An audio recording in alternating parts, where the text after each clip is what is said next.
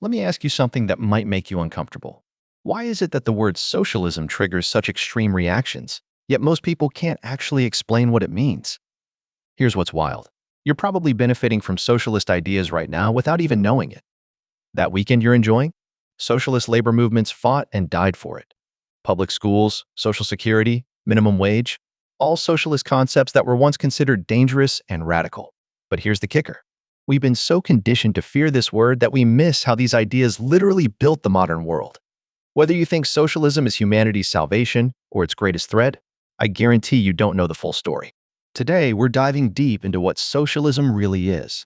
Not the propaganda from either side, but the actual philosophy, history, and evolution of an idea that has shaped the last 2 centuries. We'll journey from ancient philosophers to Silicon Valley billionaires, from bloody revolutions to Nordic paradises. And I promise, you'll walk away understanding why this debate isn't going away anytime soon. In fact, with AI eliminating jobs and wealth inequality exploding, these 200-year-old ideas are more relevant today than ever. You're about to discover why both Wall Street CEOs and minimum wage workers are secretly socialist in their own ways. Look, I know your time is valuable, so if this deep dive into one of humanity's most important ideologies sounds worthwhile, hit that like button. It genuinely helps us reach more curious minds like yours. And if you want to explore more timeless wisdom that actually matters, subscribe and ring that bell. This isn't just history. It's about understanding the forces shaping your future right now. Let's begin this journey. The philosophical roots from Plato to Rousseau. You know, when most people hear about socialism, they immediately think of Karl Marx or maybe the Soviet Union. But here's what's fascinating. The seeds of socialist philosophy were planted thousands of years ago, long before anyone coined the term. Plato, in his Republic, imagined a society where the ruling class would share everything in common, from property to even families. Now, I'm not saying Plato was a socialist, he wasn't, but he was grappling with the same fundamental question that haunts us today. How do we create a just society? This ancient wrestling match with economic equality and social justice laid the groundwork for everything that would follow. And trust me, once you understand these roots, modern socialism starts making a whole lot more sense. The real game changer came during the Enlightenment with Jean-Jacques Rousseau. This guy dropped a bombshell with his famous line, "Man is born free, and everywhere he is in chains." Think about that for a second. Rousseau argued that private property was the source of all inequality and corruption in society. He believed that in our natural state, before civilization complicated everything, humans were equal and content. Sound familiar? It should, because this idea of collective ownership and natural equality became the beating heart of socialist theory.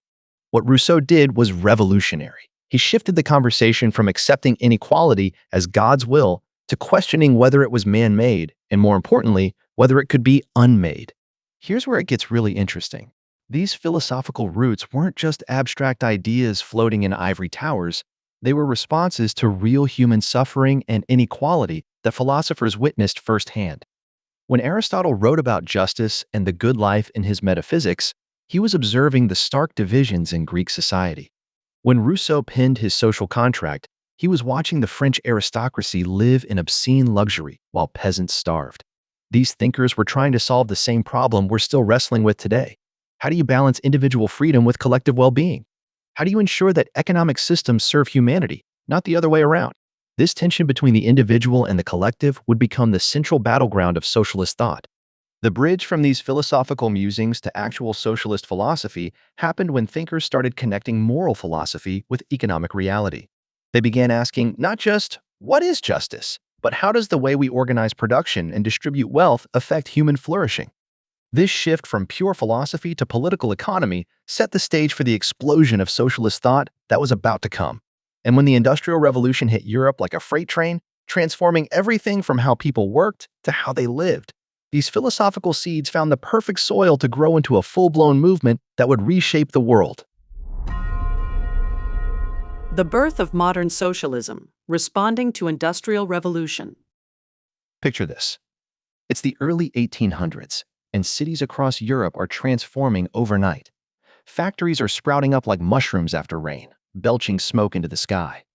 But here's the dark side. Nobody talks about in history class. Children as young as 6 working 16-hour days, families crammed into disease-ridden slums, and workers losing fingers in machines while factory owners built palaces. This wasn't progress. It was a nightmare dressed up as prosperity. The Industrial Revolution created wealth on a scale never seen before, but it also created misery that would make your stomach turn. And from this suffering, modern socialism was born, not as some abstract theory, but as a desperate cry for human dignity. The means of production had evolved, but the way we treated human beings? That had somehow gotten worse. The early socialists weren't revolutionaries with bombs and manifestos. They were often successful business people and intellectuals horrified by what they saw.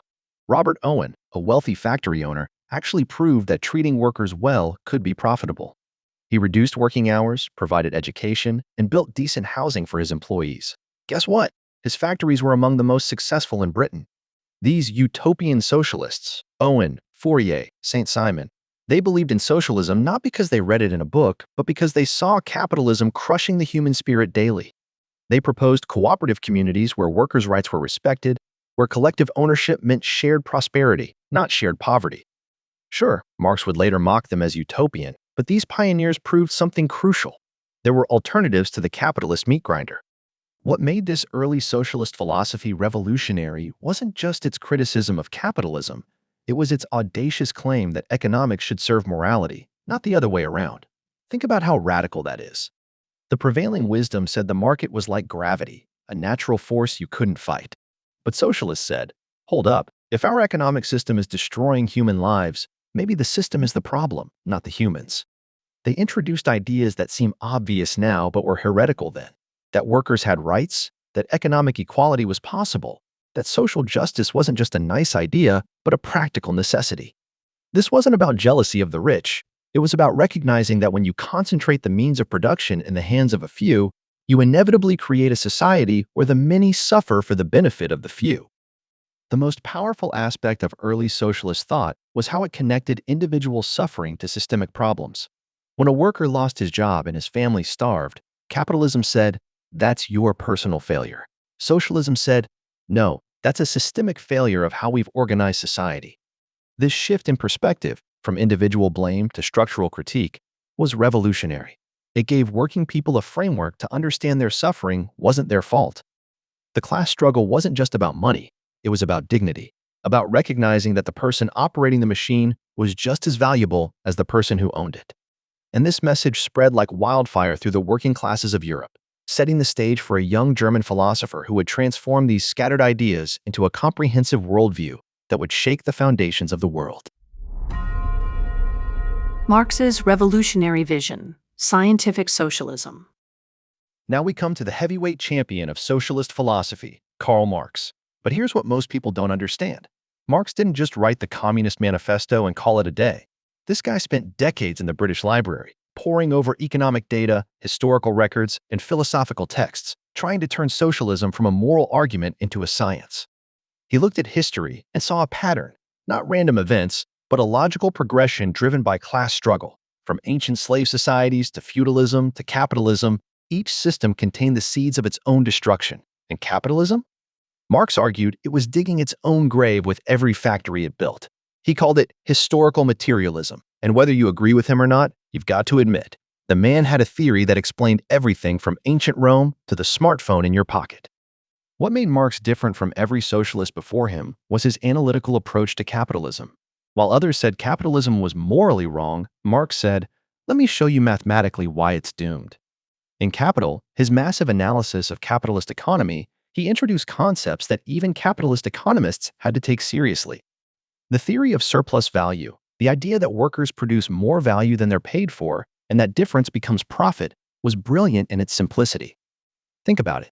If a worker makes 10 shoes worth $100 each, but only gets paid $50, where does that other $950 go? To the owner who did nothing but own the machines. Marx wasn't just complaining about inequality. He was showing how collective ownership of the means of production was the logical solution to a mathematical problem. This wasn't utopian dreaming. This was scientific socialism with formulas and everything. But here's where Marx really blew minds. He didn't hate capitalism. He actually admired it. Seriously. He saw capitalism as a necessary stage in human development that created the technology and wealth needed for socialism to work. You can't redistribute wealth that doesn't exist, right? Marx argued that capitalism was like a caterpillar, ugly and destructive, but necessary for the butterfly of socialism to emerge. The problem was that capitalism had outlived its usefulness. It had created a world of abundance, but kept that abundance locked away from the people who created it. The Communist Manifesto wasn't just a call to revolution. It was a diagnosis of a system in terminal decline. Workers of the world didn't need to unite because Marx said so. They needed to unite because the internal contradictions of capitalism made it inevitable. The real genius of Marxist socialist theory was how it reframed everything. Political ideology wasn't about good versus evil or smart versus stupid. It was about your relationship to the means of production. Are you a worker selling your labor or an owner profiting from others' labor? That's it. That's the whole game. This clarity cut through centuries of philosophical fog and gave working people a clear understanding of their situation. Marx predicted that as capitalism advanced, wealth would concentrate in fewer hands, workers would become more desperate, and eventually, the system would collapse under its own weight. Looking at today's billionaires and gig economy, you might wonder if old Karl was onto something. But not everyone in the socialist movement agreed with Marx's revolutionary prescription, and that disagreement would split the movement in ways that still affect us today. The Great Split: Revisionism versus Revolution. Here's where the socialist movement hit a crossroads that would define the next century of human history. After Marx died, his followers faced a troubling question. What if he was wrong about revolution being inevitable? Eduard Bernstein, once a devoted Marxist, looked around Germany in the 1890s and saw something Marx hadn't predicted. Workers were actually getting better off under capitalism. Wages were rising, they could vote, and trade unions were winning real victories. Bernstein dropped a bomb on the socialist world with his book Evolutionary Socialism, arguing that democratic socialism could achieve Marx's goals without bloody revolution. He basically said, why overthrow the system when we can vote our way to collective ownership? This revisionism wasn't just a minor adjustment. It was heresy that split the socialist movement like a lightning bolt splits a tree. On the other side stood Rosa Luxemburg, brilliant and fierce, who wrote Reform or Revolution as a blistering response to Bernstein. Her argument was simple but powerful. You can't reform capitalism into socialism any more than you can reform a wolf into a vegetarian. Sure, workers might win some concessions, but the fundamental class struggle remained unchanged. The owners of the means of production would never voluntarily give up their power through democratic processes. Every reform under capitalism, she argued, was just a band-aid on a gunshot wound. Luxemburg insisted that socialist philosophy wasn't about making capitalism nicer. It was about replacing it entirely with something fundamentally different. The capitalists would use their wealth to corrupt democracy, control media, and ultimately preserve their power. Sound familiar? Look at lobbying today and tell me Rosa was wrong. This wasn't just an academic debate. It was about strategy, about how millions of workers should fight for economic equality. The revisionists said, let's be practical. We can achieve workers' rights, social justice, and even some collective ownership through democratic means. Revolution means blood in the streets, and probably failure. The revolutionaries countered, you're naive if you think the ruling class will let you vote away their wealth. Every meaningful socialist achievement has come through struggle, not politeness. This split created two distinct paths: democratic socialism, which sought to work within the system, and revolutionary socialism, which sought to overthrow it. Countries like Sweden went one way, Russia went another, and the results, well, they speak for themselves, don't they? The tragedy of this split wasn't just that it divided the socialist movement, it was that both sides had valid points. The revisionists were right that democratic progress was possible. Look at European social democracies today. But the revolutionaries were also right that capitalism has an incredible ability to absorb and neutralize challenges to its core structure. Modern capitalism versus socialism debates still echo this fundamental disagreement. Can you really achieve true economic equality within a capitalist framework? Or does the system itself need to be destroyed and rebuilt?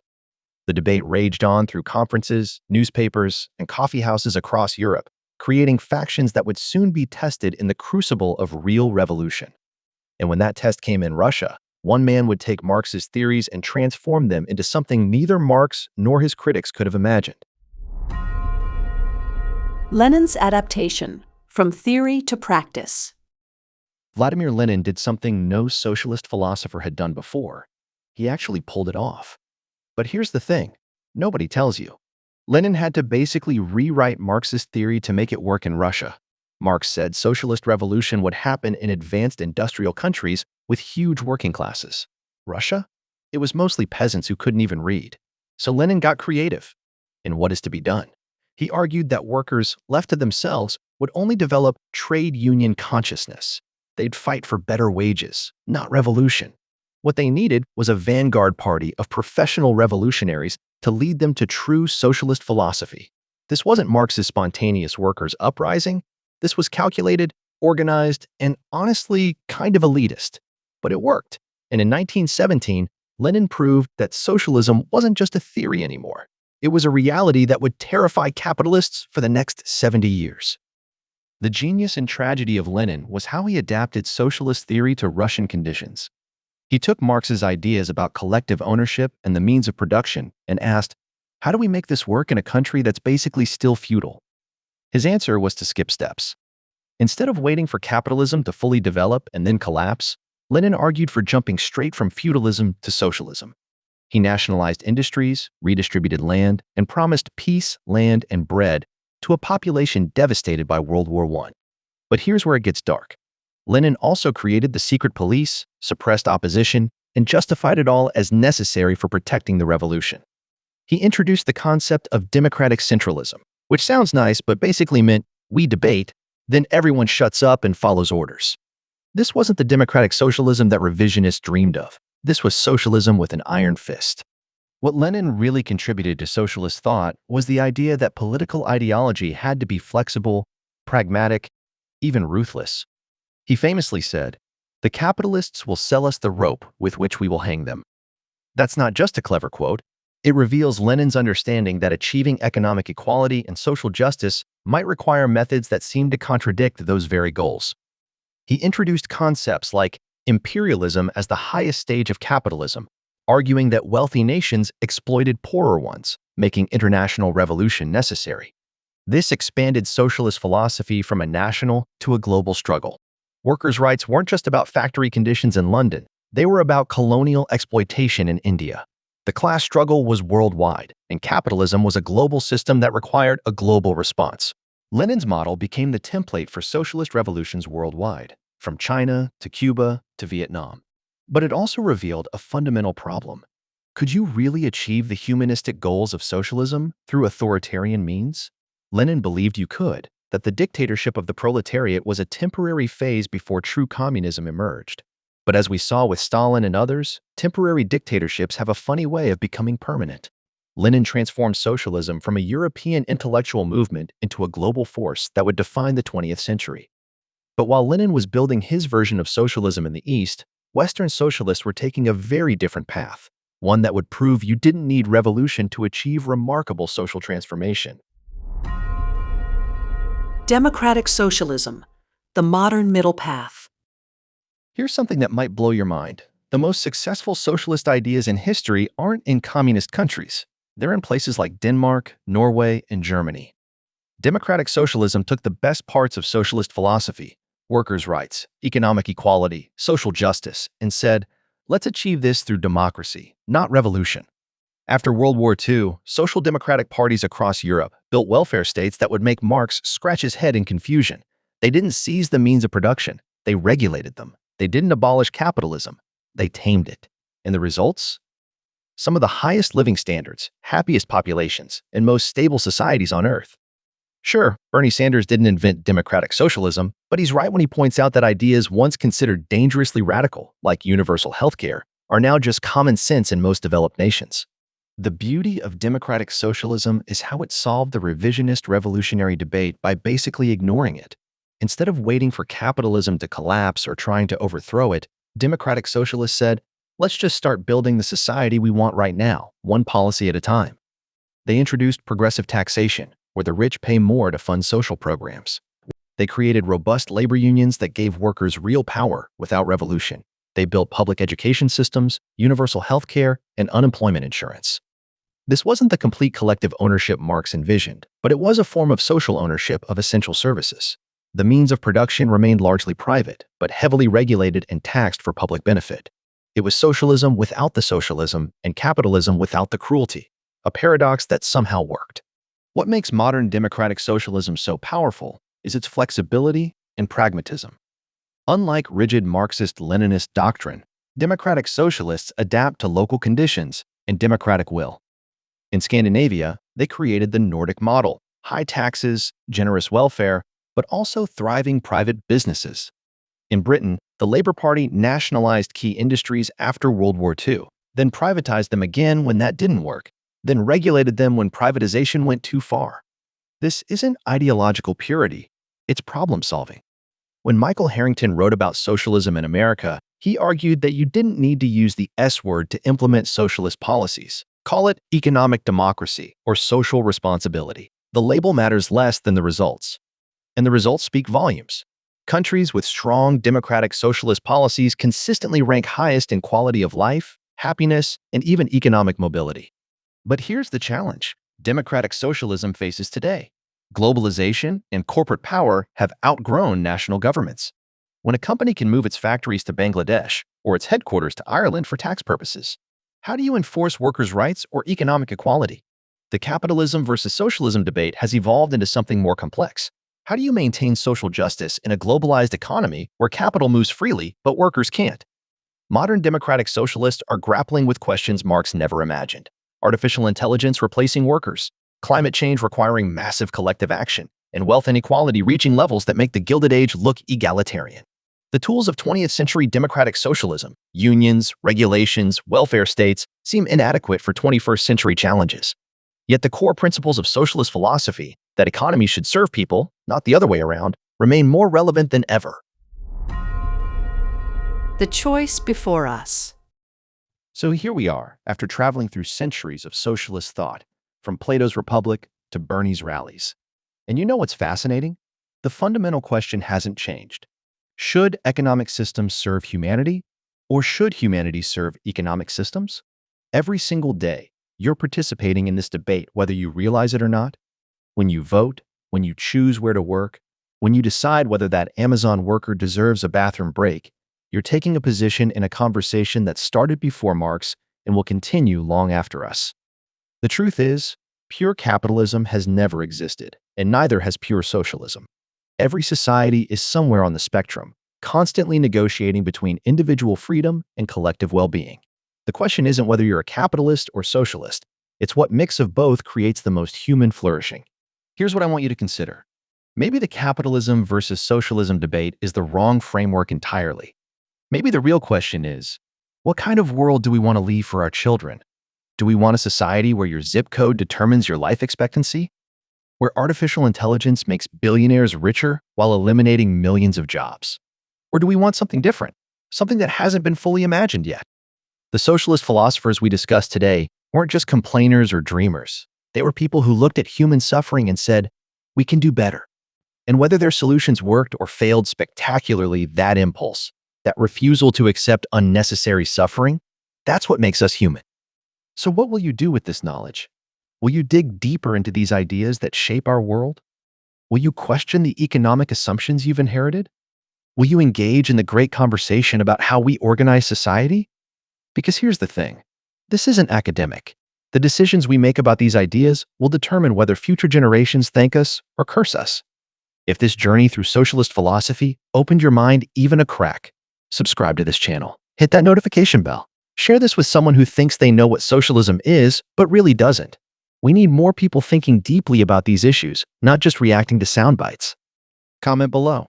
What surprised you most about socialism's real history? What aspects do you think we should adopt or reject? Let's keep this conversation going, because whether you realize it or not, you're part of writing the next chapter in this story. And trust me, with the challenges coming our way, climate change, AI, inequality, we're going to need all the wisdom we can get, both timeless and revolutionary. Thank you for thinking with me today. Until next time, keep questioning everything.